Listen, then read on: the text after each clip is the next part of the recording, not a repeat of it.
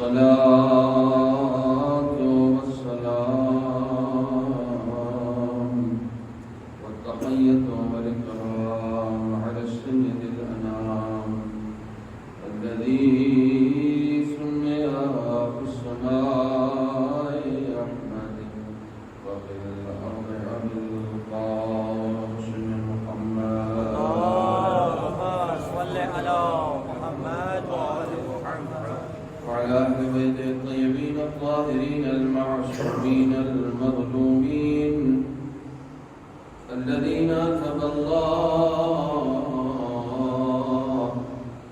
عنهم الرجس وطهرهم تطهيرا. اللهم صل على محمد وبعث الدائمة الباقية على أعدائهم وباصب حقوقهم ومنكر فضائلهم أجمعين. أما بعد فقد قال الله الحكيم في القرآن الكريم: بسم الله الرحمن الرحيم. قل لن يصيبنا إلا ما كتب الله لنا هو مولانا وعلى الله فليتوكل المؤمنون. صدق الله العلي العظيم. اللهم صل على محمد وآل محمد.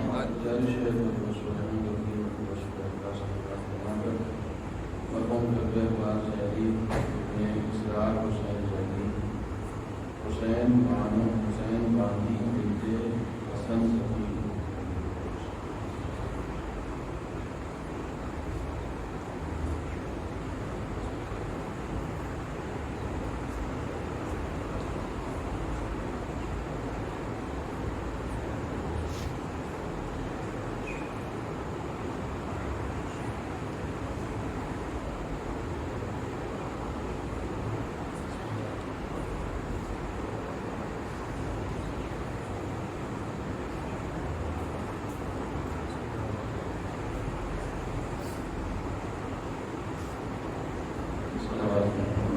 اللهم صل على محمد وآل محمد. صبح مبارک توبہ کی آیت نمبر 51 کو میں نے سب موسم بنا دیا. یہ آیت کا موضوع انشاءاللہ ترجمے کے ساتھ روشن ہوگا. اس سے پہلے تو میں خود سے موضوع بیان کروں. آیت کا ترجمہ آپ کے سامنے پیش کر دیتا ہوں تاکہ خود بخود موضوع آیت روشن ہو جائے. قرآن مجید میں کچھ آیتیں ایسی ہیں کہ جن میں خدا رب العالمین نے اپنے حبیب سے درخواست کی ہے کہ اس موضوع پر آپ بات کیجیے. بعض آیتوں میں براہ راست خدا انسانوں سے مخاطب ہوتا ہے، بات کرتا ہے، اور بعض آیتیں ان سے شروع آپ کی. اس کی بہت ساری علتیں ہو سکتی ہیں. ظاہر سی بات ہے کہ مجھے ان علتوں میں نہیں جانا ہے کہ وہ کون سی آیتیں ہیں کہ جن میں رسول اسلام سے کہا گیا کہ آپ کہیے، اور کون سی آیتیں جس کو براہ راست خدا نے بات کی. اگر ہم غور کریں گے تو عام طور پر وہ آیات جو قدرت سے متعلق ہیں، توحید سے متعلق ہیں، قضاء و قدر سے متعلق ہیں، ان آیات میں ہمیشہ ایسا نہیں ہوا ہے، لیکن عام طور پر خدا عالم نے رسول سے کہا کہ آپ کہیے. اور اس کی سب سے بڑی دلیل جو ہے وہ سورہ توحید ہے کہ جب توحید پر حرف آیا تو خدا نے یہ نہیں کہا کہ اللہ احد، میں احد. رسول سے کہا آپ کہیے قل هو اللہ احد. آپ کہیے تو وہ اللہ ایک ہے. خدا نے خود بھی کہہ سکتا تھا، لیکن جب اپنی بات ہے تو جس کو پیغمبر بنا کر بھیجا ہے اس کے ذریعے سے کہہ پائے. حالانکہ یہ بھی بڑا عجیب و غریب مزاج ہے، جب پیغمبر پہ بات آتی ہے تو خدا خود آگے بڑھ کے کہتا ہے جب کسی نے پیغمبر کے لیے کہا کہ یہ ابتر ہیں تو خدا نے یہاں رسول کے ذریعے سے نہیں کہلوایا، خود کہا انا اعطیناک الکوثر، ہم نے انہیں کوثر عطا کیا ہے۔ وہ کون ہوتے وہ انہیں ابتر کہنے والے؟ وصلی لربک وانحر انا شانئک هو الابتر، ہمارا دشمن جو ہے وہ ابتر ہے۔ لیکن جہاں توحید کی بات تھی وہاں پر رسول سے کہلوایا۔ یہاں پر ایک جملہ سنتے چلیے، کسی شیعہ عالم سے مناظرے کے دوران کسی نے سوال کر دیا کہ یہ بتائیے اہل بیت، اب مثلا یہاں پر دیکھیے اہل بیت کی طہارت کا اعلان جو کیا بتائیے انما یرید اللہ، خود سے کہا اللہ کا یہ ارادہ ہے۔ تو کسی نے سوال کیا عالم دین سے کہ یہ بتائیے اہل بیت کب سے پاک ہے؟ جب سے اللہ نے اعلان کیا ہے تب سے پاک ہے یا اس سے پہلے سے پاک ہے؟ تو انہوں نے برجستہ کہا کہ اس کا عقلی جواب دوں، حدیث سے جواب دوں، قرآن سے جواب دوں، تاریخ سے جواب دوں، کس سے جواب سمجھا؟ اس نے کہا ہم تو قرآن والے لوگ ہیں، ہمارے لیے قرآن کافی ہے، آپ قرآن سے جواب دیں۔ تو انہوں نے فوراً یہ کہا کہ یہ بتاؤ تمہارا خدا ایک کب سے؟ جب سے رسول نے کہا ہے کہ ایک ہے یا اس سے پہلے سے ایک ہے؟ تو جس طریقے سے رسول کے کہنے سے پہلے بھی خدا ایک تھا، اسی طریقے سے خدا کے اس اعلان سے پہلے بھی ایک ہے۔ وہ آیت تھے، صلوات پڑھے محمد وہاں رسول نے توحید کا اعلان کیا ہے، یہاں خدا نے طہارت کا اعلان کیا ہے۔ خدا نے طہارت کا اعلان کیا، ورنہ وہ طیب و طاہر تھے، خدا نے انہیں طیب و طاہر پیدا کیا۔ بہرحال یہ آیت بھی انہی آیات میں سے ہے جو قل سے شروع ہوتی ہے۔ قل میرے حبیب آپ کہیے، کیا کہیے؟ لن یصیبنا الا ما كتب اللہ لنا، یہاں جمع متکلم کا صیغہ استعمال ہوا ہے، یعنی جو بات آپ کو لوگوں سے کہنی ہے اس میں خود کو بھی شامل کیجیے۔ صرف لوگوں سے یہ بات مت کہیے، آپ اپنے آپ کو بھی شامل کیجیے اور کہیے کہ اے لوگوں، ہماری تقدیر میں، ہمارے نصیب میں کوئی بھی شے ایسی نہیں آتی ہے مگر یہ کہ خدا خود اس کو ہمارے حق میں لکھتا ہے۔ کوئی بھی شے ہمارے نصیب میں نہیں آتی ہے مگر یہ کہ خدا بند عالم خود اس کو لکھتا ہے۔ تو ظاہر سی بات ہے کہ موضوع مجلس یہاں پر مشخص ہو گیا، نصیب اور تقدیر۔ اس کے اوپر عام طور پر منبر سے بیان دینے میں ہم ذرا سا جھجکتے ہیں کیونکہ بڑا سخت ترین موضوع، نصیب کا موضوع، تقدیر کا موضوع، علیہ السلام سخت ترین موضوع، اس پر بولنا بھی بہت سخت ہے۔ قضاء و قدر الہی ایک الگ موضوع ہے، اس کے اوپر تو بہرحال بولنے کے لیے منع کیا گیا ہے۔ رسول اکرم صلی اللہ علیہ وسلم کی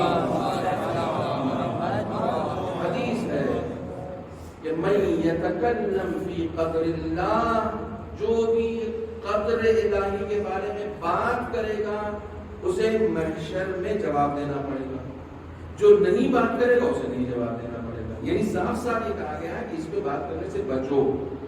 مولا کائنات نے فرمایا قضاء و قدر الہی ایک ایسا دریا ہے کہ جانے والا ممکن ہے جب واپس آئے تو اپنے ایمان سے ہاتھ دھو بیٹھے۔ چنانچہ اس میں ظاہر سی بات ہے کہ یہ بڑا سخت موضوع ہے۔ میں قضاء و قدر الہی کی بات نہیں کر رہا ہوں، میں نصیب اور مقدر کی بات کر رہا ہوں۔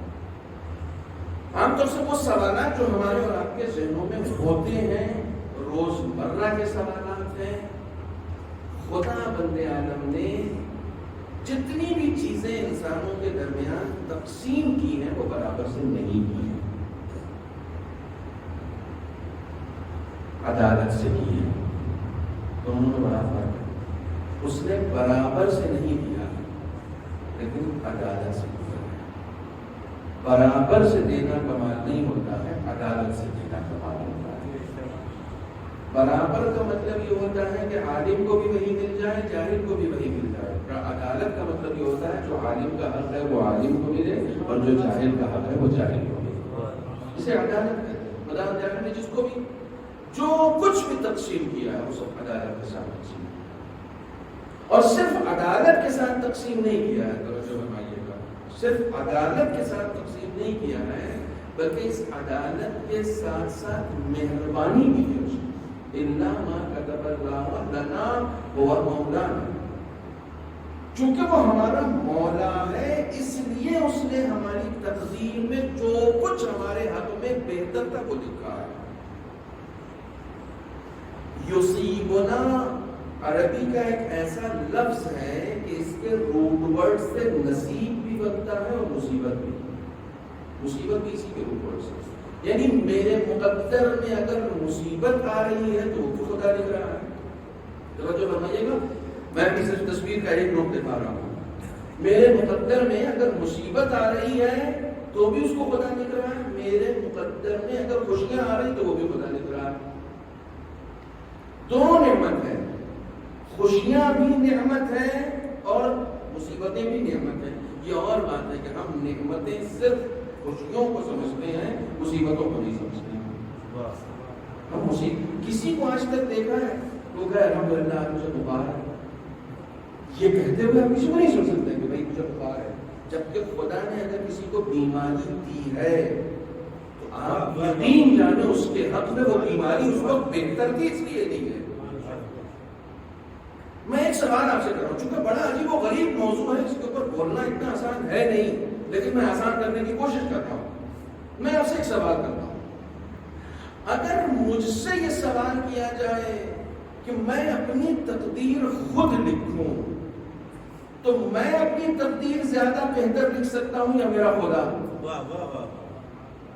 ڈیفینیٹلی میرا خدا میرے حق میں زیادہ بہتر لکھے گا، میں خود سے نہیں لکھ سکتا ہوں، کیونکہ میں جو لکھوں گا تو میرے تقدیر لکھنے میں ہوا و ہوس غالب ہوگا، خدا جب تقدیر لکھے گا تو حکمت غالب ہوگی، علم غالب ہوگا، میرے حق میں کیا شے بہتر ہے وہ غالب ہوگا۔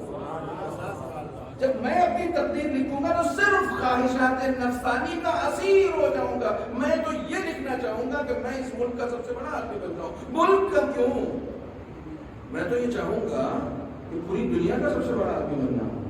میں تو اپنی مقدر میں یہ لکھوں گا نا۔ اچھا، ہر ایک کے حوالے کر دیا گیا کہ سب اپنی اپنی تقدیریں خود لکھیں تو سب تو وہی لکھیں گے کہ آپ دنیا کے سب سے بڑے آدمی بن جائیں۔ تو جب آپ سب سے بڑے آدمی بن جائیں گے اور دوسرے کو بھی تقدیر میں یہی لکھنا ہے کہ وہ بھی بڑا آدمی بن جائے، تو آپ کا گھر کون بنائے گا؟ آپ کے گھر میں کھانا کون بنائے گا؟ آپ کے گھر میں نوکری کون کرے گا؟ آپ کے بچوں کو پڑھانے کون آئے گا؟ کیونکہ سب اپنی تقدیر میں وہی لکھ رہے ہیں جو آپ لکھ رہے ہیں، چونکہ سب خواہشات نفس کے غلام ہیں۔ وہ تقدیریں بانٹنے والا حکیم علی الاطلاق ہے، جس کو بھی جیسا نصیب دے رہا ہے وہ دے رہا ہے جو اس کے حق میں بہتر ہے، کیونکہ دنیا اس کو چلائے، یہ کائنات اس کو چلا رہی ہے، کائنات ہمیں نہیں چلائے گی۔ قُلْ لَنْ يُصِيبَنَا إِلَّا مَا كَتَبَ اللَّهُ، کوئی بھی شے، یہ روایت کبھی کسی زمانے میں آپ کو سنا چکا ہوں کہ چھٹے امام جعفر صادق علیہ السلام کے اصحاب کے ساتھ امام بیٹھے ہوئے تھے، ایک شخص آیا اور آنے کے بعد اس نے امام کے پیروں میں بیٹھے ہوئے ایک صحابی کو اس کے ہاں اولاد ہونے کی خوشخبری دی۔ وہ اولاد اتفاق سے بیٹی تھی، آنے والے نے خوشخبری دی کہ مبارک ہو تم کو، ہمارے یہاں بیٹی ہوئی۔ تو اس نے منہ بنایا، ہم نے پوچھا کہ تم نے منہ کیوں بنایا؟ اس نے آنے کے بعد خوشخبری تمہیں دی تھی، تم کو استقبال کرنا چاہیے تھا، الحمدللہ کہنا چاہیے تھا۔ تو اس نے کہا مولا اس نے بیٹی کی خبر دی، عام طور پہ عرب بیٹی کی ولادت سے خوش ہوتا ہے، لیکن یہاں ایسا نہیں ہوا۔ تو اس نے بیٹی کی خبر دی ہے اور میرے پاس 4 بیٹیاں پہلے سے ہیں، میں بیٹے کے لیے دعا کر رہا تھا، لیکن پھر بیٹی ہوئی۔ تو وہی سوال جو ابھی میں نے آپ کے سامنے دہرایا، امام نے اس سے پوچھا کہ یہ بتا، اگر خدا تجھ سے یہ کہے کہ تو اپنی تقدیر خود لکھ تو تو اس پر راضی ہو جائے گا یا اس بات پر راضی رہے گا کہ خدا تیری تقدیر لکھے؟ مولا میں خود سے نہیں لکھنا چاہوں گا، میں یہ چاہوں گا میری تقدیر میرا خدا لکھے۔ کہا یہ 5ویں بیٹی بھی خدا نے لکھی ہے، اس پر راضی رہنا بندگی ہے۔ یہ بیٹی کو پتہ ہے تم اس پر راضی رہو، اچھا نہیں راضی رہو گے کیا بگاڑو گے؟ تم اگر نہیں راضی ہو تو تم کیا خدائی میں کچھ خلل ڈال دو گے کہ نہیں اب میں تیری دنیا چلنے نہیں دوں گا؟ خدا کو تم نے ووٹ دے کے خدا نہیں بنایا ہے، اس نے تم کو پیدا کیا ہے اس لیے وہ خدا ہے۔ تم نے تھوڑی خدا بنایا ہے کہ تم اگلے سال اس کو ووٹ نہیں دو گے۔ تم کچھ نہیں کر سکتے ہو. جب کچھ نہیں کر سکتے ہو تو اس نے صرف تم سے یہ تقاضا کیا ہے کہ میں نے جو کچھ بھی تم کو دیا ہے تم اس پر اپنی رضا کا اظہار کر سکو کہ ہاں میں راضی ہوں. جب تم اپنی رضا کا اظہار کرو گے تو ہم تمہارا نام اپنے بندوں کو لکھیں گے. تو میری بندگی میں آ جاؤ. ایک خاص وقت تک کے لیے تم کو بیٹھا کے ہر آدمی جب اپنا نصیب خود لکھے گا تو اس میں موت تو نہیں لکھے گا، اس کو خود لکھنا ہے. نہیں، میرے یہاں موت کا کوئی دخل نہیں، جبکہ موت خود لکھنے ہوں. جب ہم اپنا نصیب لکھیں گے تو ہم اپنے نصیبوں سے کئی نعمتوں کو نکال دیں گے. توجہ فرمائیے گا، اگر یہ میرا جملہ پہنچ گیا تو شاید مجلس کا مفہوم سمجھانے میں کامیاب ہوں. ہم بہت ساری نعمتوں کو اپنے نصیب میں لکھنے سے محروم رہ جائیں گے، اس لیے خدا نے نصیب ہمارے ہاتھ میں نہیں دیا، اپنے ہاتھ میں رکھا ہے. وہ نہیں چاہتا کہ تم کسی چیز سے محروم رہو، وہ نہیں چاہتا کہ تم کسی چیز سے محروم رہو. اگر ہم نے تمہارے ہاتھ میں دے دیا تو تم اپنے مطابق نصیب لکھو گے اور بہت ساری چیزوں سے محروم ہو جاؤ گے. تم کو یہ لگتا ہے کہ دولت ہی تقدیر کی بلندی ہے، مجھے معلوم ہے کہ فقیری بھی قابل افتخار ہے. یہ سمجھانا بڑا مشکل ہے کہ صاحب فقیری کیسے قابل افتخار ہے. فقیری پر کون ناز کر سکتا ہے؟ وہ دولت جو انسانوں کو گناہوں کی طرف لے جائے عذاب بن جاتی ہے، اور وہ فقر جو انسان کو خدا کی بندگی میں رکھتے اس سے بڑی کوئی نعمت نہیں ہے. تو دولت کے مقابلے فقیری جو ہے وہ میرے لیے نعمت ہو گئی، کیونکہ اس فقیری میں مجھے خدا کی اطاعت میں رکھا ہے، خدا کی بندگی میں رکھا ہے. اور قرآن مجید نے کہا ان الانسان لیطغی ان رآہ استغنی. انسان سرکش ہو جاتا ہے جب اپنے آپ کو غنی دیکھتا ہے، بے نیاز دیکھتا ہے. یہ سرکشی ہمیشہ فرعونوں کے مقدر میں آئی، چاہے وہ موسیٰ کے زمانے کا فرعون ہو، چاہے وہ آپ کے زمانے کا فرعون ہو. ہر فرعون کے ذہن میں یہ سرکشی آئی کہ اب مجھے کون ہٹا سکتا ہے، اب مجھے کون بگاڑ سکتا ہے، اب میرا کون کیا بگاڑے گا، میں حکومت ہوں. یہ سرکشیاں جب انسان خود کو بے نیاز دیکھتا ہے، توجہ فرمائیے گا، یہ بند کا جملہ کہنے جا رہا ہوں، جب انسان خود کو بے نیاز دیکھتا ہے اس کے اندر سرکشی آ جاتی ہے. اسی لیے خدا ہمیشہ ایسا بے نیاز کافروں کو بناتا ہے، مومنوں کو نہیں بناتا. فرعونوں کو بناتا ہے. جاؤ تم جاؤ، تمہاری دنیا یہی ہے، تمہاری جنت یہی ہے، تمہاری آخرت یہی ہے، تمہارا سب کچھ یہی ہے. مومنوں کے لیے ہم نے الگ جنت رکھی ہوئی ہے. تم چاہتے ہو نہیں میری زندگی صرف آرام سے گزرے، تو بھیا یہ دنیا ہے، آرام تو ہم نے جنت میں رکھا ہے، جہاں کوئی گزر نہیں ہے، جہاں کوئی مصیبت نہیں ہے، جہاں کوئی پریشانی نہیں ہے، وہ ہم نے جنت میں رکھا ہے. یہ دنیا میں ہو ہی نہیں سکتا ہے. دنیا کا نام ہی پستی ہے. اس دنیا کو دنیا کہا ہی اس لیے جاتا ہے کیونکہ دنیا کہتے ہیں بستی کو. پستی میں ہی مصیبتیں ہوتی ہیں، بلندی میں مصیبتیں نہیں ہوتی ہیں. اسی دنیا کے روٹ ورڈ سے آتا ہے ادنا، جو کہتے ہیں میں آپ کا ادنا سا غلام ہوں. یعنی کیا مطلب؟ آپ کا چھوٹا سا. دنیا کا مطلب چھوٹی جگہ، پست جگہ. وَلَوْ كَانَتِ الدُّنْيَا تَعْدِلُ عِنْدَ اللَّهِ جَنَاحَ بَعُوضَةٍ مَا سَقَىٰ مِنْهَا كَافِرًا شَرْبَةَ مَاءٍ. اللہ حدیث ہے پیغمبر اکرم کی کہ اس دنیا کی قیمت خدا کے نزدیک اگر مچھر کے ایک پر کے برابر بھی ہوتی تو اللہ اس میں سے کافروں کو ایک اونٹ بھی نہ دیتا. اگر مچھر کے پر کے برابر کی اس دنیا کی قیمت ہوتی، اس کی کوئی قیمت نہیں ہے. یعنی جسے تم قیمتی سمجھ رہے ہو وہ قیمتی ہے نہیں. جو خدا نے غیروں کو دے رکھا ہے وہ بڑی بے قیمت شے ہے. جو قیمتی شے ہے وہ تمہارے لیے رکھ رکھی ہے، تم اس کی تقسیم پر راضی ہو. جو اس نے تمہارے مقدر میں لکھ دیا اس پر راضی ہو. ٹھیک ہے، تم دنیا کے سب سے بڑے آدمی بن گئے، اس کے بعد کیا ہوگا؟ اس کے بعد یہ ہوگا مولانا کہ میں مالک ہو جاؤں گا. تم نے تو پہلے ہی کہہ دیا کہ مالک خدا ہے. تم نے جب توحید کا اقرار کیا ہے تو آیت الکرسی جب پڑھتے ہو تو اس میں کیا کہتے ہو؟ لہو ما فی السماوات و ما فی الارض، جو کچھ زمین و آسمان میں ہے وہ سب کس کا ہے؟ بولو کس کا ہے؟ وہ خدا کا ہے نا. تو تم مالک کیوں بننا چاہ رہے ہو؟ تمہاری مالکیت اعتباری ہے، اس کی مالکیت حقیقی ہے. وہ حقیقی مالک ہے. نہیں مولانا یہ پراپرٹی میرے نام ہے. اگر واقعی تمہاری ہوتی تو مرنے کے بعد اس پہ نام ٹرانسفر نہیں ہوتا. یہ نام ٹرانسفر ہو گیا. جب تک تم زندہ ہو یہ تمہاری ہے. ہو سکتا ہے زندگی میں تمہیں پیسے کی ضرورت پڑ گئی، تم نے بیچ دیا، اب اس پراپرٹی کا مالک کوئی اور ہو گیا. اس کا مطلب یہ مالکیت اعتباری ہے، تمہاری اپنی نہیں. تمہاری اپنی ہوتی، تم اس کے واقعی مالک ہوتے تو یہ قبر تک تمہارے ساتھ جائے. یہ قبر تک ساتھ نہیں ہے. اس کا مطلب یہ ہے کہ تمہارے جاتے ہی کوئی اور مالک ہو گیا. یعنی کہ اعتبار ہے. آج تک میں اس کا مالک ہوں، کل کوئی اور ہو جائے گا، پرسوں کوئی اور ہو جائے گا، اس کے بعد کوئی اور ہو جائے گا. لیکن یہ دنیا ہر زمانے میں اسی مالک حقیقی کی ہوگی جس نے تمہیں پیدا کیا ہے. اس نے تمہیں پیدا کیا، یعنی حقیقی مالکیت صرف خدا کی، تمہاری کچھ نہیں. تمہاری پراپرٹی کی بات تم کر رہے ہو، تمہارے اعضاء جو خدا نے دیے ہیں اس کے مالک تم نہیں ہو. مولانا میں اپنے ہاتھ پیر کا بھی مالک نہیں. جی نہیں، آپ اپنی جان کے بھی مالک نہیں. جان کے مالک ہوتے تو خودکشی حلال ہوتی. یہ خودکشی حرام اس لیے ہے کہ جان کسی اور نے دی ہے، جس نے دی ہے لینے کا حق سے اس کو ہے. آپ کو نہیں. آپ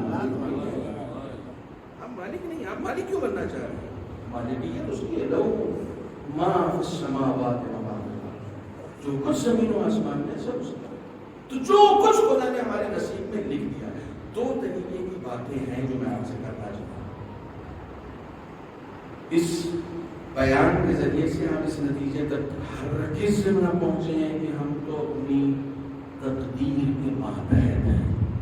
جو کچھ ہمارے مقدر میں لکھ دیا گیا ہے اب ہم وہی حاصل کر سکتے ہیں، اس کے علاوہ تو کچھ کر نہیں سکتے. توجہ فرمائیے گا. اس مسئلے کو بھی میں حل کرنا چاہتا ہوں. اس مسئلے کو بھی حل کرنا چاہتا ہوں. کئی مرتبہ ہم اپنے تقدیر کے فقیر ہو جاتے ہیں کہ نہیں بھائی یہ تو مقدر میں لکھا تھا، یہ تو مقدر میں لکھا تھا، فیل تو ہونا ہی تھا. بعض لوگ فیل ہونے کو بھی تقدیر سمجھتے ہیں، حالانکہ وہ تقدیر ہے. توجہ فرمائیے گا. اس مسئلے کو میں حل کر رہا ہوں. حالانکہ فیل ہونا بھی تقدیر ہے، مگر یہ وہ تقدیر نہیں ہے کہ جسے خدا نے تمہارے لیے لکھا ہے. یہ وہ تقدیر ہے جسے تم نے خود اپنے لیے لکھا ہے. اور نا ابھی تو آپ کہہ رہے ہیں کہ تقدیر خدا نے لکھا ہے، پھر آپ کہہ رہے ہیں کہ یہ ہم نے لکھا ہے.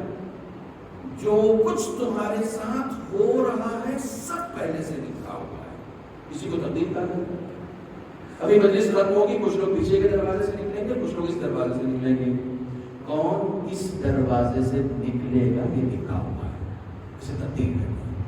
لیکن تم کو اختیار ہے، تم چاہو اس دروازے سے نکلو چاہے اس دروازے سے نکلو. توجہ فرمائیے کہ اس سے زیادہ آسان طریقے سے میں حل نہیں کر سکتا تقدیر کو. اس سے زیادہ آسان طریقے سے تمہارے پاس اختیار ہے. تم چاہو اس دروازے سے نکلو، چاہو اس دروازے سے نکلو. تو پھر مولانا آپ تو کہہ رہے ہیں کہ یہ پہلے سے لکھا ہوا ہے کہ میں کس دروازے سے نکلوں گا. جی یہ پہلے سے لکھا ہوا ہے کہ تم کس دروازے سے نکلو گے، یہ پہلے سے لکھا ہوا ہے. لیکن اختیار تم کو ہے کہ ٹھیک ہے میں اس سے نکلتا ہوں، تو وہی لکھا ہوا ہے. کیونکہ تم کو نہیں معلوم تھا کہ تم کس سے نکلو گے، تمہیں پیدا کرنے والے کو معلوم تھا کہ تم کس سے نکلنے والے ہو. اس لیے اس نے تقدیر میں لکھ رکھا ہے پہلے سے. ابھی بھی مسئلہ حل نہیں ہوا. بہت سارے لوگ ایجوکیشن سسٹم سے جڑے ہوئے ہیں، جو لوگ پڑھاتے ہیں نا اسکولس میں، کالجز میں، وہ کہہ دیتے ہیں مولانا یہ بچہ پاس ہوگا نہیں، یہ چاہے جتنا زور لگا دے یہ پاس نہیں. آپ میں سے جانتے ہیں کہ پاس نہیں ہوگا.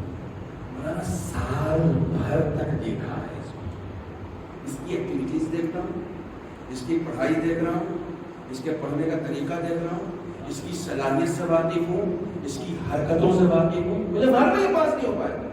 یہ لڑکا بڑے اچھے نمبروں سے پاس ہوگا.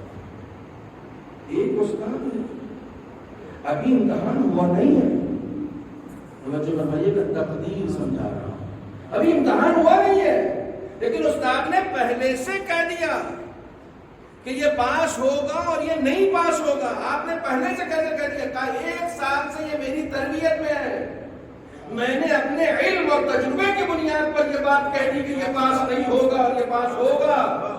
جو تمہیں 1 سال کے لیے پڑھا ہے اسے اتنا تجربہ ہو جائے کہ وہ تم کو پہچان جاتا ہے. جو تم کو پیدا کرنے والا ہے اسے نہیں معلوم ہے کہ تم کس دروازے سے نکلنے والے ہو.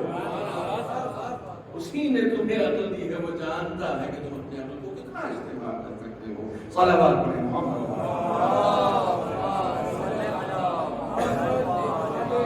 اس تقدیر کے اسیر نہیں ہونا ہے کہ نہیں اب کیا ہے, جب لکھا ہی جا چکا ہے. علامہ اقبال کہتے ہیں نگاہیں مرد مومن سے بدل جاتی ہیں تقدیریں. اور مذہب ہو گیا کہ نگاہیں مرد مومن سے. علامہ اقبال فلسفی شاعر تھے, منطقی شاعر تھے. وہ کہہ رہے ہیں نگاہیں مرد مومن سے بدل جاتی ہے تقدیر. تقدیروں میں تو لکھ دیا خدا نے کہ کس کے ساتھ کیا ہونا ہے, لیکن وہ کہہ رہے ہیں کہ اگر مومنانہ نگاہ کسی کے پاس ہوئی تو پھر تقدیریں بدل جائیں گی. مطلب کیا ہے, یہ نگاہ مرد مومن کا جواب نہیں ہے. انہوں نے کسی اور کے لیے نہیں کہا ہے, مومن کے لیے کہا ہے کہ اگر کوئی خدا پر ایمان رکھنے والا ہوگا تو اس کا نظریہ اس کی تقدیروں کو بدل سکتا ہے. نظریہ, میرا نظریہ میری تقدیر بدل سکتا ہے. جی ہاں, جناب عیسیٰ بیٹھے ہوئے, سنیے, میرا عمل میری تقدیر بدل سکتا ہے, میرا نظریہ میری تقدیر بدل سکتا ہے. واقعہ آپ کا سنا ہوا ہے, لیکن میں کیسے موضوع پر آپ کو اس واقعے کو سنا رہا ہوں. جناب عیسیٰ اپنے حواریون کے ساتھ بیٹھے, ایک شخص جنگل کی طرف جا رہا ہے. جناب عیسیٰ نے کہا کہ واپس نہیں آئے گا. کیسے؟ میں لوح تقدیر پہ پڑھ رہا ہوں کہ آج جنگل میں اس کی موت ہے.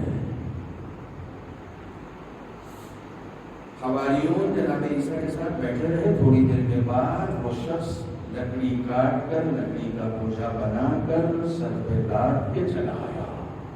جناب عیسیٰ بیٹھے رہے, اصحاب دیکھتے رہے. نبی خدا کی بات غلط ہو گئی, نبی خدا کی بات غلط ہو گئی. کہا یہ کیا, ہم تو آپ کے اوپر ایمان لائے ہیں, ہم تو آپ کے اوپر عقیدہ رکھتے ہیں. آپ نے کہا یہ واپس نہیں آئے گا, ہم نے تسلیم کر لیا تھا کہ نہیں واپس آئے گا. نبی خدا نے کہا ہے. انہوں نے کہا ہو نہیں سکتا, میں نے لوح تقدیر پڑھ کے کہا تھا کہ یہ واپس نہیں آئے گا, بلاؤ اس کو. اب وہ بلایا گیا, کہا یہ بتاؤ تم کہاں گئے تھے؟ کہا جنگل میں گئے تھے. کہا جانے سے پہلے کچھ کام کیا تھا تم نے؟ کچھ ایسا کام تو نہیں کیا. کہا یاد کرو. کہا کچھ نہیں, میں خورما کھاتا ہوا جا رہا تھا. جنگل پہنچنے سے پہلے ایک فقیر آیا اور اس نے کہا میں بہت بھوکا ہوں, میں نے سارے خورما اٹھا کے اس کو دے دیا. میں نے کہا گھر میں جا کے کھا لو, نہیں تم کھا لو, اپنا پیٹ بھر لو. کہا اس صدقے نے تمہاری موت کو ٹال دیا. پھر اس کے بعد کہا کہ اس کا بوجھا دیکھو جو اس لکڑیاں باندھ کر لے کر آیا. اتفاق سے لوگ لکڑیاں رسیوں سے باندھتے ہیں, وہ سانپ سے باندھ کے لائے. کہ اسی سانپ کے کاٹنے سے اس کی موت ہونی تھی جس سے اس نے لکڑیوں کا بوجھ بنا رکھا ہے. کہا خدا نے اس سانپ کو معین کیا تھا آج اس کے اوپر تاکہ وہ اسے کاٹے اور اس کی موت ہو, لیکن ایک صدقے نے اس کی تقدیر کو بدل دیا. موت لکھی ہوئی تھی, موت لکھی ہوئی تھی, لیکن اس نے لکھی ہوئی موت کو مٹا دیا. توجہ, کیسے مٹا دیا؟ کیسے مٹا دیا؟ تم مومن ہو, تمہارے اوپر اگر کوئی مصیبت آتی ہے تو اس مصیبت سے لڑنا نہ سیکھو, بلکہ اس بات پر غور کرو کہ یہ مصیبت کیوں آئی. وجہ کچھ نہ کچھ تو وجہ ہو. وجہ سے خدا کسی کو مصیبت نہیں دیتا, کچھ بھی نہیں. مومن تو ویسے بھی 40 دن مومن کے اوپر گزرتے نہیں ہے کہ نئی مصیبت آ جاتی ہے اس کے اوپر. مصیبت کا تعلق مومن سے بڑا گہرا ہے, بہت گہرا ہے. اور اسی منبر سے کہا ہوا میرا ایک بہت پرانا جملہ ہے کہ بلا و مصیبت اگر کوئی بری شے ہوتی تو سب کے قریب جا سکتی تھی، اہل بیت کے قریب نہیں جا سکتی تھی۔ بلا و مصیبت کو بری شے نہ سمجھے، بلا و مصیبت خدا کا انتخاب ہے، وہ کسی کو اس کو دیتا ہے، کسی کو زیادہ مصیبتیں دیتا ہے۔ جس کی ظرفیت جتنی ہوتی ہے اس کو اتنی مصیبت دی جاتی ہے۔ ظرفیت کے اوپر ہے، ظرفیت کے اوپر ہے، جتنی ظرفیت ہوگی اتنی مصیبت ملے گی۔ مصیبتیں مل رہی ہیں تو اس کو غور کیجیے کہ کیوں مل رہی ہیں یہ مصیبتیں۔ تمہاری تربیت کرنی ہے، تمہاری روح کو نکھارنا ہے۔ تم چہرے کو سجا رہے ہو، وہ روح کو سنوارنا چاہتا ہے، اور روح اسی وقت سمجھے گی کہ جب تمہارے اوپر خدا عالم تکلیف شرعی کو عائد کرے۔ آپ دیکھیے، جب آپ خدا سے قریب ہونا چاہیں گے نا تو آپ کے اوپر پابندیاں زیادہ لگیں گی۔ کاش میں اپنی بات کو واضح کر سکوں، کیونکہ آپ پہلی مرتبہ یہ مثال کسی ممبر سے دے رہا ہوں۔ جب آپ خدا سے قریب ہونا چاہیں گے تو آپ کے اوپر پابندیاں زیادہ آ رہی ہیں۔ آپ نماز میں ادھر ادھر نہیں دیکھ سکتے، ایسے دیکھ سکتے، وہ خدا سے قرب کا عالم ہے۔ جہاں خدا سے آپ قریب ہونا چاہ رہے ہیں پابندیاں ہو رہا ہے، اب ادھر ادھر نہیں دیکھ سکتے، دیکھنا دور کی بات سوچ بھی نہیں سکتے، سوچ بھی نہیں سکتے۔ میں نماز میں کسی اور کو نہیں سوچ سکتا، نہیں سوچ سکتے، صرف خدا کو سوچو۔ جتنا اس سے قریب ہونا چاہو گے اتنا پابندیاں۔ ارے حج پر نہیں جاتے، ادھر لباس احرام باندھا، آئینہ بھی نہیں دیکھ سکتے، آئینہ بھی نہیں دیکھ سکتے، آئینہ وہاں حرم میں نکلی ہوئی کسی گھاس کو نہیں توڑ سکتے، اتنی پابندی۔ جب جب تم خدا سے قریب ہونا چاہو گے تمہارے پر پابندیاں۔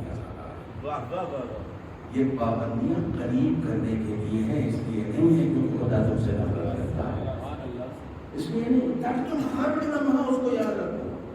توجہ فرمائیے گا، ہر لمحہ اس کو یاد رکھو۔ یہ مصیبتیں تم کو نکھارنے کے لیے ہیں۔ تم جس کو سجا رہے ہو وہ مٹی کا نہیں دبا رہ جائے گا، جس سے باقی رہنا ہے۔ یہ جملہ میرا یاد رکھیے گا، پیدا ہونے کے لیے جسم کی ضرورت پڑتی ہے، باقی رہنے کے لیے جسم کی ضرورت نہیں ہے۔ اب یہ سب جملہ تھا، پیدا ہونے کے لیے جسم ضروری ہے، باقی رہنے کے لیے جسم ضروری نہیں ہے۔ ایران میں بہت اچھی خوشبو آتی ہے، اس کا نام ہی ہے عطر محمدی، عطر گل محمدی۔ گل محمدی کہتے ہیں گلاب، ایک گلاب کی خوشبو۔ گلاب کو پیدا ہونے کے لیے جسم کی ضرورت پڑتی ہے، لیکن اس کی خوشبو کو باقی رہنے کے لیے اس جسم کی ضرورت نہیں پڑتی ہے۔ جو عطار ہوتا ہے وہ اس کی خوشبو کو نچوڑ کر سال رکھ لیتا ہے۔ جب یہ خوشبو پیدا ہوئی تھی تو جسم کی محتاج تھی، لیکن باقی رہنے کے لیے اب جسم کی محتاج نہیں، یہ باقی ہے۔ اسی طریقے سے آپ ہیں، آپ کے باقی رہنے کے لیے آپ اس جسم کو محتاج نہیں ہیں۔ آپ کی روح کو خدا نکھارنا چاہتا ہے تو اس میں اذیتیں ہوں گی۔ بہت سامنے کی مثال دو، پینسل بنانے والی کمپنیاں جو ہیں وہ بڑے خوبصورت رنگوں میں اسے پینٹ کرتی ہیں، اوپر سے لکڑی اور اندر جوہر، لیکن اس جوہر کو نکھارنا ہے نا تو پھر اسے تراشنے کے لیے تیار ہو جائے گا۔ جب تک آپ اسے تراشیں گے نہیں اس کا جوہر نہیں سامنے آئے گا۔ اس کی لکڑی کسی کام کی نہیں ہے، اس کی لکڑی کسی کام کی نہیں ہے، اصل تو اس کے اندر جوہر ہے جس سے لکھنا ہے۔ کہا وہ جوہر اسی وقت سامنے آئے گا جب اس لکڑی کو تراشا جائے، جب تک یہ اذیتیں نہیں جھیلے گا اس وقت تک اس کا جوہر سامنے نہیں آئے گا۔ یہ مصیبتیں اٹھانے کے لیے اب کوئی پینسل انکار کرتے کہ نہیں بھیا مجھے چھیلنا نہیں، تو کسی کام کو نہیں، وہ پینسل کسی کام کو کسی کام کے لائق نہیں ہے۔ اگر اسے کام کے لائق بنانا ہے تو اسے تراشنا پڑے گا، اسے مصیبت اٹھانی پڑے گی۔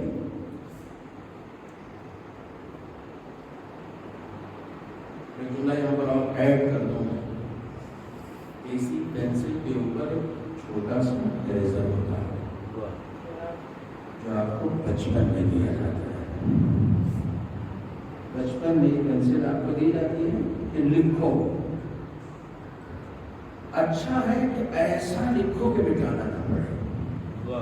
لیکن اگر کوئی غلطی کی نا تو فوراً اسے پلٹو اور پلٹ کے مٹا دو. ابھی تم چھوٹے ہو, تمہاری غلطیاں مٹ سکتی ہیں, لیکن جب بڑے ہو جاؤ گے تو پینسل لے لی جائے گی, قلم تمہارے ہاتھ میں دے دیا جائے گا. یہاں غلطیوں کو مٹانے کی گنجائش رہتی ہے, وہاں غلطیوں کو مٹانے کی گنجائش نہیں. جب بڑے ہو جاؤ نا تو پھر جان بوجھ کر غلطیاں نہ کرنا, کیونکہ یہاں ان غلطیوں کو مٹانے کی گنجائش ہے. ایک صلوات ہے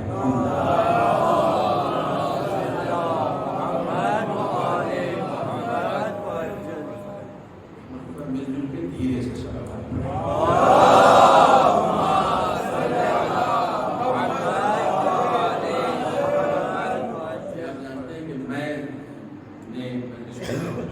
چلانے سے گریز کرتا ہوں, میں آرام آرام سے کرتا ہوں, لیکن سلوات کو زورداری پسند کرتا ہوں. سلوات میں آپ کو آہستہ کرنے کی اجازت نہیں دیتا.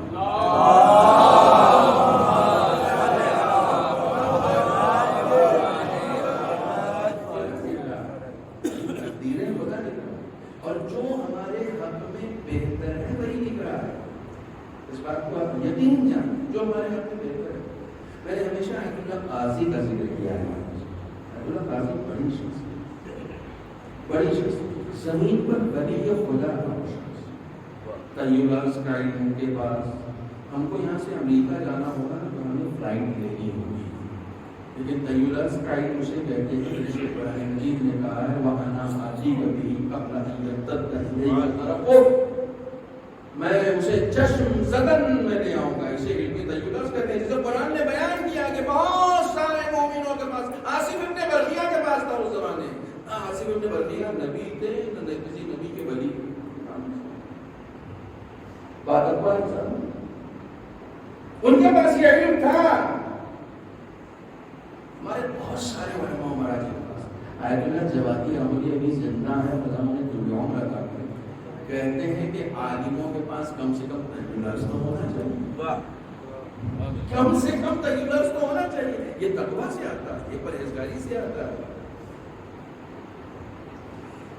یہ علم ہے جسے حاصل کرنا پڑتا ہے. العلم نور یقذفہ اللہ فی قلب من یشاء. بے پناہ کرامات آیت اللہ قاضی کے یہاں, بے پناہ کرامات. میں اگر صرف آیت اللہ قاضی کے اوپر مجلس پڑھوں, ان کے فضائل کے اوپر, تو پوری ایک مجلس ہو جائے گی. آپ چاہیے نجف میں انشاءاللہ وادی السلام میں داخل ہوئیے گا, تو داخل ہو کے وہاں کسی بھی عراقی سے پوچھ لیجیے کہ آیت اللہ قاضی کی قبر کہاں ہے, سب آپ کو بتا دیں. وادی السلام میں, اور جب داخل ہوئیے گا تو کسی کی قبر پر آپ کو بھیڑ ملے نہ ملے, وادی السلام میں آیت اللہ قاضی کی قبر پہ آپ کو ایک جمع غفیر ملے گا. میں بھی کہہ رہا دیکھ رہا, جمع غفیر ملے گا. کیوں؟ ان کی قبر پر دعا کرنے سے لوگوں کی دعا قبول ہوتی ہے. ولی خدا ہے زمین, ولی خدا ہے. کسی کے حق میں دعا کر دیتے تو دعا قبول ہو جاتی ہے, فوراً خود خبر دے دیتے کہ دعا قبول ہو. ایسی شخصیت ہے. ان کے شاگرد کہتے ہیں کہ گھر میں ایسا فاقہ ہوتا تھا, ان کے گھر میں ایسا فاقہ ہوتا تھا کہ جب 2 دن سے گھر میں کھانا نہیں بنتا تھا تو اپنی ہی گلی میں باہر آ کے کھڑے ہو جاتے تھے, انتظار کرتے تھے کسی رشتے دار کا کہ اس سے کچھ پیسے لیں تاکہ 2 روٹی گھر میں آ سکے. خدا ان سے امتحان جو لے رہا تھا وہ فقر و فاقہ کے ذریعے سے دے رہا تھا. یہ ان کی زندگی کا حال ہے کہ کرامات اپنی طرف, خدا کی تقسیم پر رضا اپنی طرف. لیکن شاگرد کہتے ہیں کبھی چہرے پر شکن نہیں دیکھی, ایسا خوش رہتے تھے کہ جیسے دنیا میں ساری نعمتیں ان کو ملی ہوئی. خدا کی تقسیم پر راضی ہے, جیسا خدا نے رکھا ٹھیک ہے. فاقہ اگر بری شے ہوتی تو اہل بیت کے گھر میں تھوڑی ہوتی.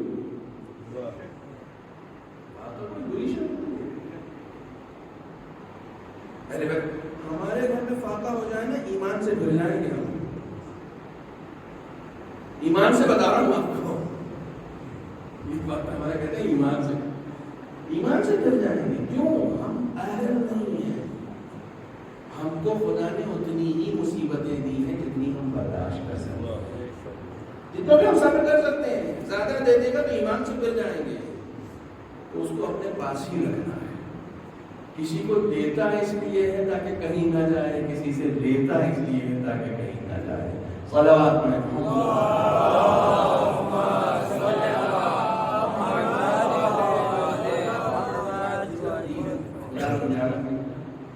اصل تقدیر بھی آپ کی خدمت میں بتاتا چلوں کہ تقدیر دو طرح کی ہے. ایک وہ جو حتمی ہے اور ایک وہ ہے جو غیر حتمی ہے. کیونکہ ایک چیز کو ہم نے چھیڑ دیا ہے تو پھر چھوڑ بھی نہیں سکتے. ایک تقدیر حتمی ہے اور ایک غیر حتمی ہے. حتمی کیا ہے؟ حتمی یہ ہے کہ جو خدا نے لکھ دیا ہے وہ ہوگا. غیر حتمی کیا ہے؟ جو خدا نے لکھ دیا ہے اس میں تمہیں بھی اختیار دیا. بہت ساری چیزیں ہیں جن کا عمل دخل ہے اس میں. تمہارا اپنا عمل دخل ہے. ایک مثال میں نے دی صدقے کی. ماں کی دعا. حدیث ہے الصدقۃ ترد البلاء. صدقہ بلاؤ بتا دیتا. بلا تقدیر میں لکھی ہوئی تھی, تم نے صدقہ دیا, وہ بلا ٹل گئی. یعنی تقدیر کے عاملوں میں سے تھوڑا سا اور آسان کروں, تقدیر کے اسباب میں سے ایک سبب میں بھی ہوں. میں خود بھی سبب بنتا ہوں اپنی تقدیر کا. میں خود بھی سبب بنتا ہوں اپنی تقدیر کا. موت کا وقت تو معین ہے نا, کہتے ہیں موت کا وقت معین ہے. قرآن مجید کی آیت ہے وَمَا كَانَ لِنَفْسٍ أَن تَمُوتَ إِلَّا بِإِذْنِ اللَّهِ كِتَابًا مُؤَجَّلًا. قرآن کی آیت پڑھ رہا ہوں. کوئی بھی زیرو نہیں مرتی مگر یہ کہ وہ خدا و تعالی نے اس کی موت کا ایک وقت لکھ رکھا ہے, اسی وقت اس کی موت ہوگی. یہ قرآن کی آیت ہے. خدا نے موت کا وقت لکھ رکھا ہے, اسی وقت اس کی موت ہوگی ہے. تو پھر درازیوں کی دعائیں کیوں ہیں؟ عمر لمبی کرنے کی دعائیں کیوں ہیں؟ جب خدا نے عمر لکھ رکھی ہے, عمر کا وقت لکھ رکھا ہے. کہا ایک وقت میں نے لکھ رکھا ہے, ایک وقت تمہارے اختیار میں دیا ہے. تم چاہو تو اسے بڑھا بھی سکتے ہو, چاہو تو گھٹا بھی سکتے ہو. ممکن ہے جو تمہارا وقت لکھا تھا تم اس سے پہلے چلے جاؤ. یہ کیسے ہوگا؟ ایک شخص آیا امام جعفر صادق علیہ السلام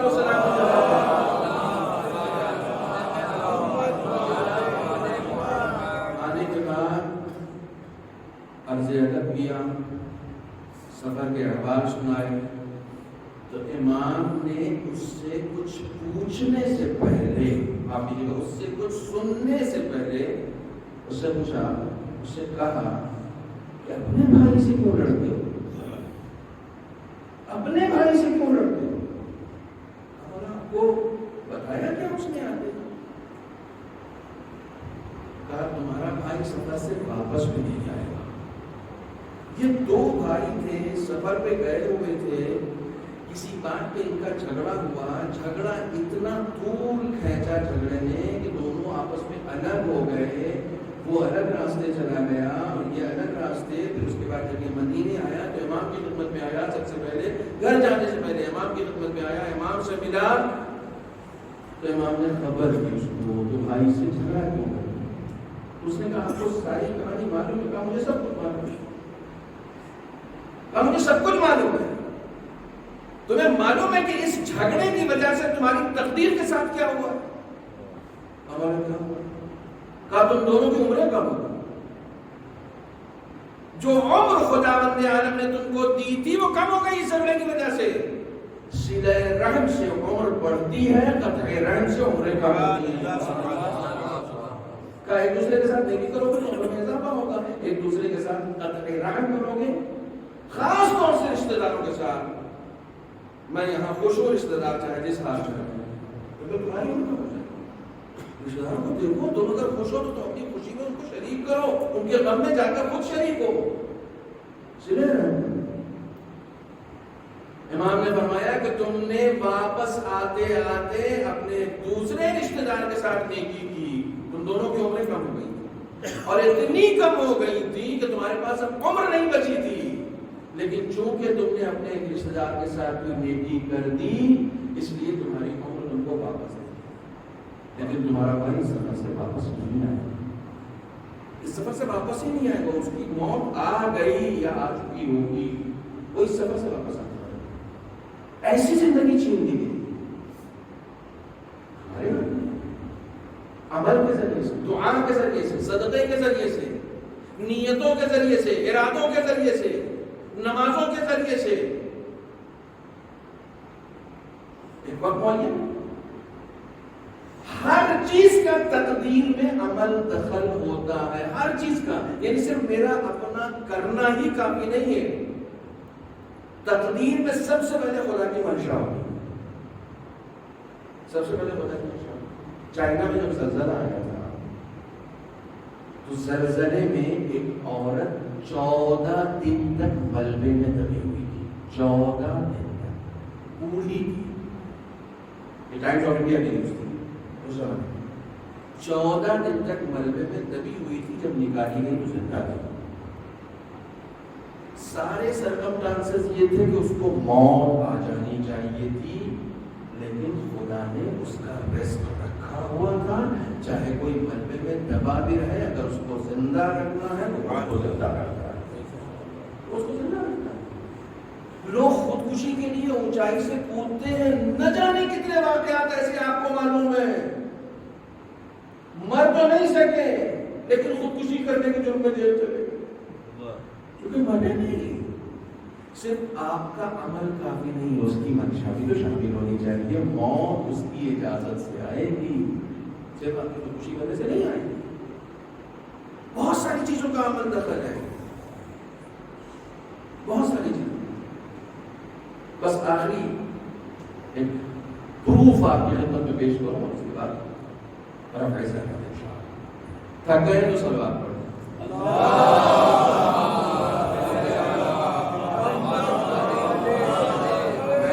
پہلے تو اوکھلا میں رہتا تھا تو 30-35 کلومیٹر گاڑی چلانی پڑتی تھی، اب میں دوارکا میں رہتا ہوں تو مجھے 70 کلومیٹر گاڑی چلانی پڑتی ہے، میں خود 70 کلومیٹر ڈرائیو کر کے آیا ہوں، لہٰذا آپ سے زیادہ میں تھکا ہوں، لیکن میں اس کو کمپلیٹ ہوں۔ علامہ تہرانی جو مشہد میں رہتے تھے، بزرگ شخصیت آیت اللہ، زمین پر لنگر خدا خود نقل کرتے ہیں کہ میرے ایک رشتہ دار سامرا میں رہتے، نوجوان، شادی ابھی ہوئی تھی، بالکل جوان شادی ہوئی تھی، ابھی ماں بھی جوان تھی، کوئی ماں بھی بوڑھی نہیں تھی، ایک ایسے مرض میں مبتلا ہو گئے کہ تمام حکیموں نے، طبیبوں نے، ڈاکٹروں نے سب نے ہاتھ کھڑے، اور آخر میں کہا کہ بغداد تک سے ڈاکٹر آئے علاج کرنے کے لیے، عراق میں بغداد تک سے آئے، اور آخر میں ڈاکٹروں نے ہاتھ کھڑے کر کے کہتے ہیں کہ بھیا اگر آپ جائیے، اب حرم ورم کے پاس رہیے، وہاں توسل کیجیے، معصومین سے اگر کچھ ہو سکتا ہے تو وہیں ہو سکتا ہے، ان کی بچنے کی کوئی توقع نہیں۔ انہوں نے سامرا میں امام موسیٰ بن جعفر علیہ السلام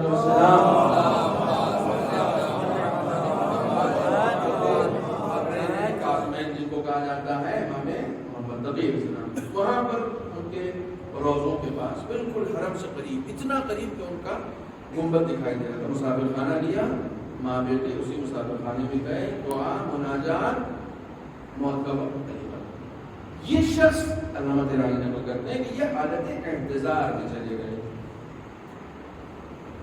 اور آپ کو اس سال کا پورا خمسہ یاد ہوگا، وہ موضوع جو ہے اس کا اس سے پہلے زندگی بسر زندگی جس میں برزخ کے حالات کا ذکر کیا تھا میں نے، اس میں یہ جملہ کہا تھا، حالت احتضار کو احتضار اس لیے کہتے ہیں کیونکہ ساری چیزیں اس وقت حاصل ہو جاتی ہیں، مرنے والا سب کچھ دیکھنے لگتا ہے، جو آس پاس کے لوگ ہیں ان کو کچھ نہیں نظر آتا، لیکن مرنے والے کو سب کچھ نظر آتا ہے، اسی لیے اس کو حالت احتضار کہتے ہیں، یہ چیزیں حاصل ہو گئی۔ اب یہ شخص خود ناقل ہے کہ میں بستر پہ پڑا ہوا ہوں، حالت احتضار میں چلا گیا ہوں کہ میں دیکھتا ہوں کہ ملک الموت میری روح قبض کرنے کے لیے آئے۔ خود نقل کرتے ہیں کہ ملک الموت بے پناہ خوبصورت، بے پناہ، جو میں نے دیکھا ان کو کسی کی ملاقات ہو تو مجھے بتائیے گا. بہت خوبصورت. ہم لوگ ڈرتے ہیں کیسے نہیں خوبصورت ہو. جس کے ہاتھ میں خدا نے موت کی منسٹری دے رکھی ہے, اتنا مقرب ملک ہے, ملک کا کہ موت و حیات کا ڈپارٹمنٹ خدا نے اس کے حوالے کر رکھا ہے. ظاہر سی بات ہے خدا کا مقرب بندہ ہے. بہت خوبصورت. اچھا خوبصورت بھی وہ صرف مومنوں کو نظر آتے ہیں, جس کے اندر اپنا ذاتی حسن ہوتا ہے اسے نظر آتے ہیں. کہنے کہ بہت خوبصورت.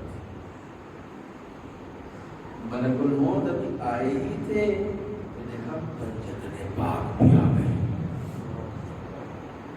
یعنی کہ ایک ایک کر کے میں سب کو پہچان, میں نے سب کی زیارت کی. رسول خدا جناب فاطمہ زہرا سلام اللہ علیہا وعلی کائنات محمد حسنین علیہ الصلوۃ والسلام. بلند آواز سے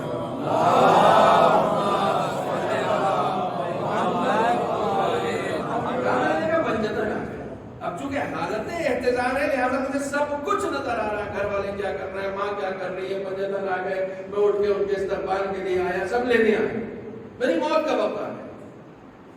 کہنے کہ اسی اثنا میں نے دیکھا کہ میری ماں سیڑھی کے ذریعے سے چھت پہ جا رہی ہے, ہاتھ میں دعا کی کتاب ہے, زارو قطار کریا کر رہی ہے. میں ظاہر سی بات ہے حالت احتضار میں ہوں, نہ روک سکتا ہوں نہ منع کر سکتا ہوں, میں سب کچھ دیکھ رہا ہوں. ماں کو جاتا, ماں چھت پہ گئی, امام کاظم سے توسل کیا کہ میں آپ کے دیار میں آئی ہوں, میں یہاں سے اپنا بچہ مرا ہوا لے کر نہیں جاؤں گی, مجھے میرے بچے کو زندگی دیجیے, اور اگر بچے کو زندگی نہیں دیتے تو میری زندگی بھی دے دیجیے. میں ایسی زندگی جی کے کیا کروں گی, ایک ہی اولاد ہے. جتنا توسل کرنا تھا سب کیا. کہنے لگے ملک الموت کھڑے ہیں, پنجتن پاک کھڑے ہیں, میری ماں چھت پہ دعا کر رہی ہے. اسی اثنا میں نے دیکھا کہ ساتویں امام بھی وہاں پر تشریف لے آئے.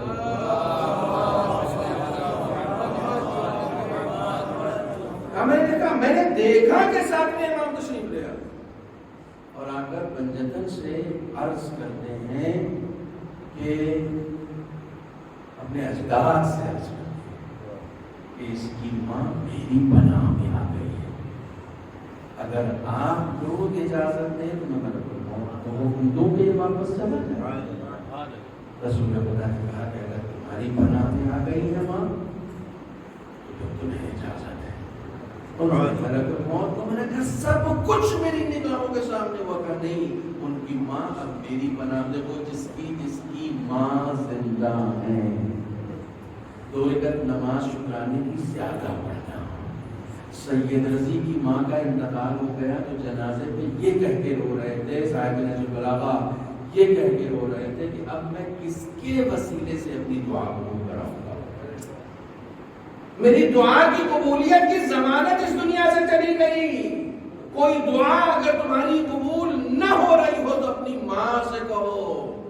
رسول خدا کے پاس ایک شخص گیا, کہنے لگا میرے پاس ماں نہیں ہے, میری ماں اس دنیا سے چلی گئی. کہا اس کی قبر پہ جا کے دعا کرو, ماں کی روح آمین کرے گی. ایسا رشتہ ہے. اللہ اکبر. ملک الموت کو منع کر دیا گیا, یہ اصل ہے. یہ چلے گئے, پاک بھی چلے گئے, امام بھی چلے گئے. اب یہ حالت احتضار سے واپس آئے, مرض بھی گیا, زندگی واپس آ گئی, موت نہیں آئی. توجہ فرمائیے گا, خوش نہیں ہوئے. اب جو حالت احتضار سے واپس آئے نا وہ خوش رو رہے. اتنے میں دیکھا کہ ماں چھت سے نیچے آئی تو باقاعدہ اپنی ماں سے شکوہ کیا. ضروری تو نہیں ہے کہ میری زندگی کے لیے آپ اس طریقے سے دعا کریں.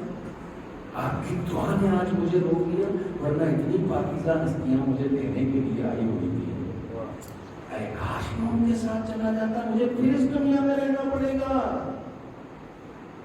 انسان مومن ہو جاتا ہے تو موت کی تمنا کرتا ہے, مجھے پھر اس دنیا میں رہنا پڑے گا.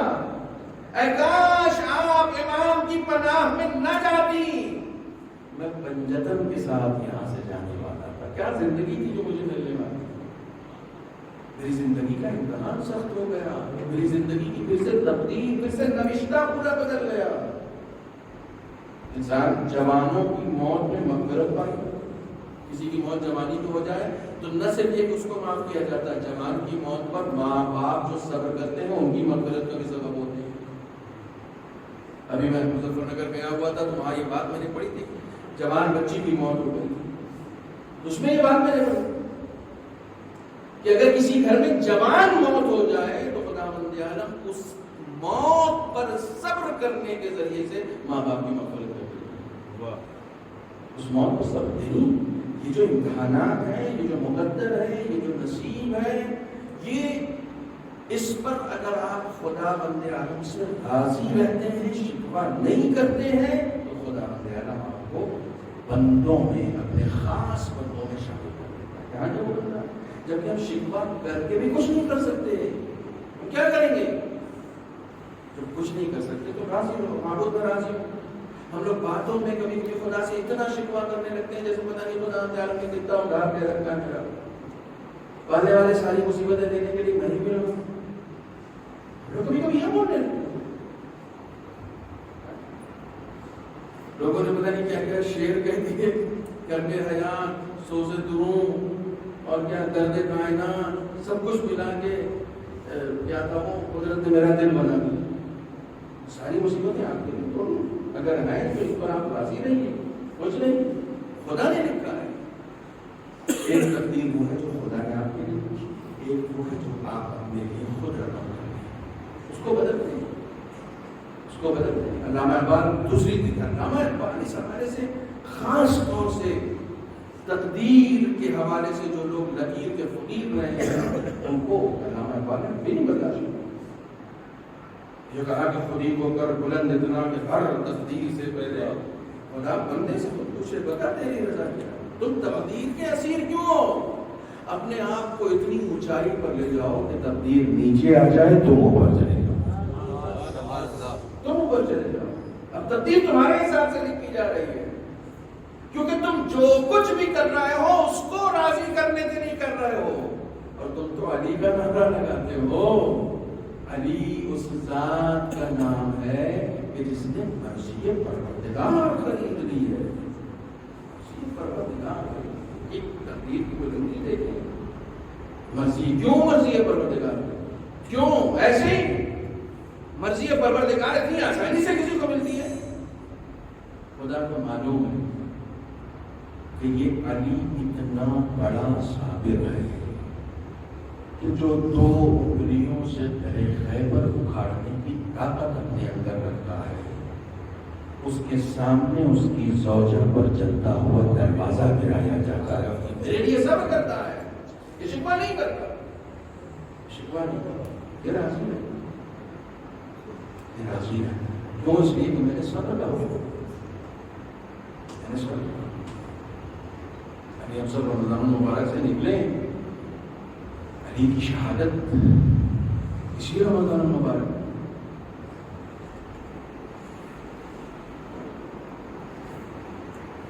علی نے صبر کیا، اور کیسا صبر کیا ہے؟ جناب فاطمہ کی شہادت پر کیسا صبر کیا ہے؟ امامان حسنین ہمیشہ کہتے تھے کہ ہم لوگ اماں کی وفات کے بعد، اماں کی شہادت کے بعد کبھی بھی کوشش یہ کرتے تھے کہ بابا کے سامنے اماں کا نام نہ لیں۔ اس نے پوچھا کیوں؟ کہا جب کبھی ہم نے نام لیا ہے ایسے پھوٹ کے روئے ہیں جیسے ابھی شہادت ہوئی ہے۔ علی کے لیے ناقابل برداشت تھا، علی کے لیے ناقابل برداشت تھا۔ مولا کائنات جناب فاطمہ کے جنازے پر یہ کہہ کے رو رہے تھے کہ اب میں اپنا درد دل کس سے بیان کروں گا؟ فاطمہ تمہارے پاس کوئی سننے والا نہیں ہے، کوئی سننے والا نہیں۔ اور عالم کیا ہے؟ علی کنویں میں اپنا سر ڈال کے اپنا درد بیان کر رہا ہے۔ یہ عالم ہے، یہ عالم ہے۔ ایک مہربان ماں، ایک مہربان باپ، کتنا مہربان ہمارا، اس مہربانی کے باوجود ناامید ہو سکتے ہیں؟ کوئی ہو سکتا ہے؟ کیسی مہربانی علی میں بات کرتے کہ سر پہ ضربت لگ گئی، قاتل کے ہاتھ پسے پشت بندھے ہیں، قاتل کو علی کے سامنے لایا گیا تو امام حسن سے کہتے ہیں اس کے ہاتھ کھول دو، دیکھو یہ کیسے لرز رہا ہے، اللہ ان پر دشمن پر اتنی مہربانی۔ شربت پیش کیا گیا تو کہا اسے دے دو، اس وقت کیسا ہے، یہ مہربانی دشمن پر ہے۔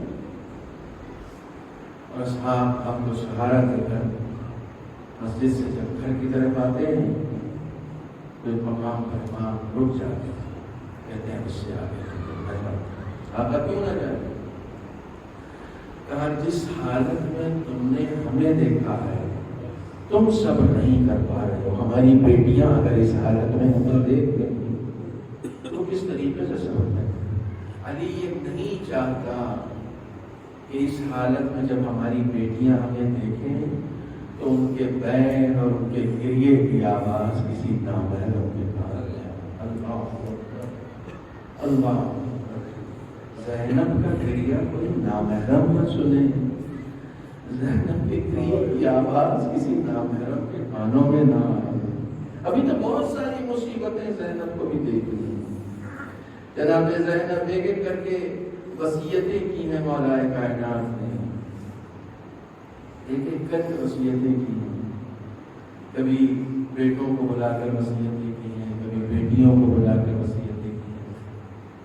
ایک وقت نقل کرتا ہوں، ایک وقت ایسا آیا کہ جس وقت آپ نے کہا کہ صرف فاطمہ کے بچے رہیں، کوئی اور نہ رہے۔ اس وقت جناب عباس چھوٹے سے تھے، ایک گوشے میں بیٹھے ہوئے تھے، جیسے ہی مولا کائنات نے کہا صرف فاطمہ کے بچے رہیں، مولا جناب عباس اٹھ کے جانے لگے۔ تو مولا کائنات کہتے ہیں عباس تم کہاں جا رہے ہو؟ تو ایک مرتبہ کہتے ہیں آپ ہی نے تو کہا کہ فاطمہ کے بچوں سے وصیت کرنی، تو ایک مرتبہ امام کہتے ہیں کہ تم کو تو فاطمہ نے اپنا بیٹا کہا، تم حسین کے محرم ہو، جو باتیں ہمیں فاطمہ کے بچوں سے کرنی ہے وہ تم سے بھی کرنی مقام ہے۔ ایک ایک کر کے وصیتیں کرتے ہیں۔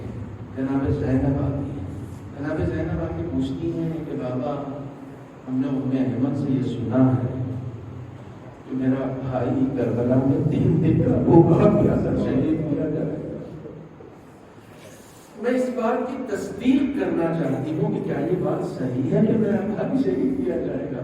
اب مولا کائنات وصیت نہیں فرما رہے ہیں بلکہ زینب کی موجودگی میں حسین کا مرثیہ پڑھ رہے ہیں۔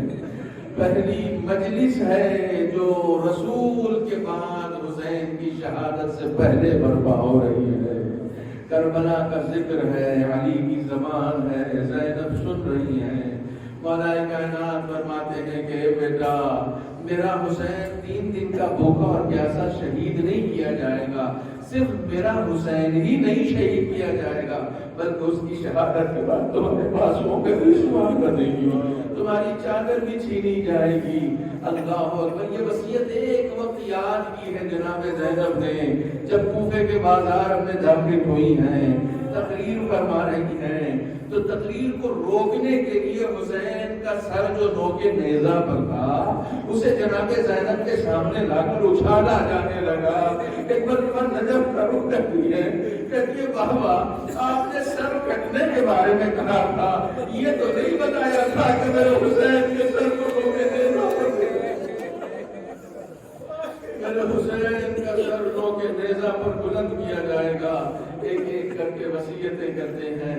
آیت اللہ خامنئی خطبہ جمعہ میں رمضان المبارک میں ایک خطبہ جمعہ دے رہے تھے، وہ خطبہ جمعہ اتفاق سے انہی ایام کے قریب تھا، مولا کائنات کی شہادت کے قریب تھا۔ ان کی زبانی میں نے سنا، کہتے ہیں جس وقت مولا کائنات گھر میں تشریف لائے، ان کے بچے جب ایک ایک کر کے آ رہے تھے، امام حسن آئے، امام حسن نے بابا کی حالت دیکھ کر گریہ کیا تو ان کو تسلی دی، ان کو دلاسا دیا، کہا بیٹا تم بڑے ہو، تمہیں دوسروں کو سنبھالنا ہے، رونے سے روکا ہے۔ امام حسین آئے، امام حسین کو تسلی دی، ان کو دلاسا دیا، ان کو رونے سے روکا، کہا نہیں تمہیں اپنے گھر والوں کو سنبھالنا ہے۔ جب جب کوئی مرد آتا رہا اس وقت تک مولا کائنات اسے روکتے رہے، دلاسا دیتے رہے، تسلی دیتے رہے۔ لیکن رہبر معظم کہتے ہیں جیسے ہی بیٹیاں آئی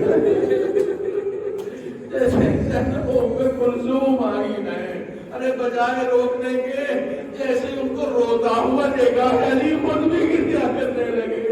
میں کہوں گا اے علی آج آپ زینب کو روتا ہوا نہیں دیکھ پا رہے ہیں، ارے ایک ایسا وقت آئے گا سر سے چادر چھینی جائے گی، زینب کی نگاہوں کے سامنے بچوں کو تماچے مارے جائیں گے، تازیانے مارے جائیں گے۔ انا للہ و انا الیہ راجعون۔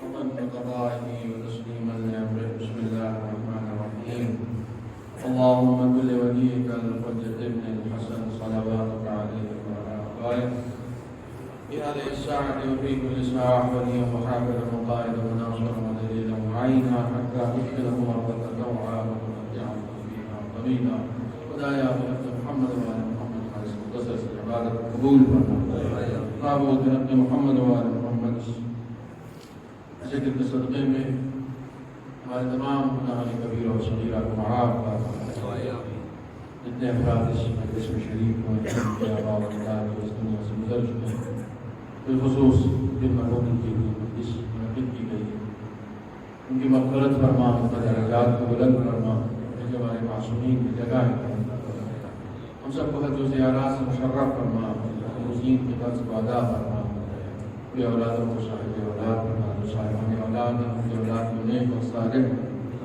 معبود تمام خدمت گزاران دین علماء کرام مراجع اعظام خصوص رحمۃ اللہ علیہ السلام کی عمر عطا فرما، تمام مظلومین کی مدد فرما، معبود حضرت محمد و آل محمد ہم سب کو حج و زیارات سے مشرف فرما، مشرف حج میں شرف قبولیت عطا فرما، منتقم ابن حسینی سلطان دماغ حضرت امام عصر کے ظہور میں تعجیل فرما، ان کے آباء و انصار کو شمار فرما، گزارش ہے مطبوع سورہ محمد کی رسول اللہ